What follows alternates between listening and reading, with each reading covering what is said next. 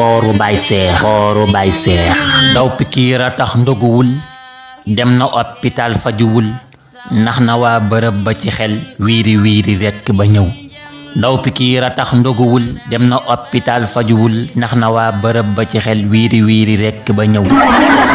xëy na tey ramas li mu am fii ci ay bagage bëgg a dem xëy na bis bi mel ni ki lem nee ñu xaar ko léegi mu ñëw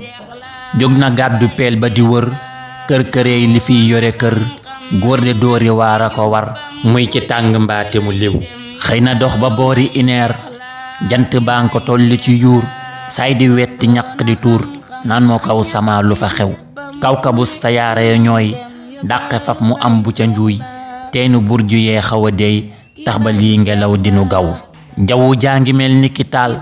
wantiloo yi kenn du ko laal ker gu mel ni naaj gile daal naa fi soonu déglu lu xew jawwu jaa ngi mel ni ki taal wantiloo yi kenn du ko laal ker gu mel ni naaj gile daal naa fi soonu déglu lu xew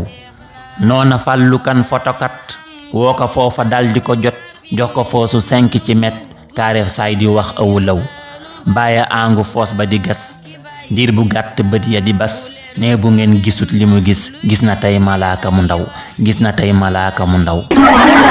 jot na ngeen wax ak météo température bi dafa xoo yónni leen ko lum ndog woo jaare leen ko weef bi mu ñëw jot na ngeen wax ak météo température bi dafa xoo yónnee leen ko lum ndog woo jaare leen ko weef bi mu ñëw jaare leen ci weef bi mu ñëw allahumma salli ala sayyidina muhammadin wa sallim. Habibi boisson La Fraise Fallou Khouma Thiaroye librairie papeterie Cheikh Gaïndé Fatma boutique Délices librairie Khidma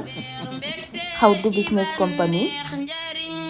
Der Épices Fari Industrie mi leen baaxee seen boisson pëns ak ndoxu waalo Confisen mi leen andil seen biscuit bége ak tàngal bége Sëriñ Seexuna Ñaŋ Karbala Touba Kër Ñaŋ ñoo leen doon may kooru bay seex